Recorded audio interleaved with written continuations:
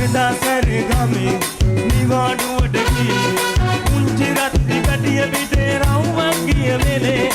එදා සැරගමේ නිවාඩුවට ගියේ පුංචි රත්ති කඩිය පිටේ රවුමක් ගිය වෙලේ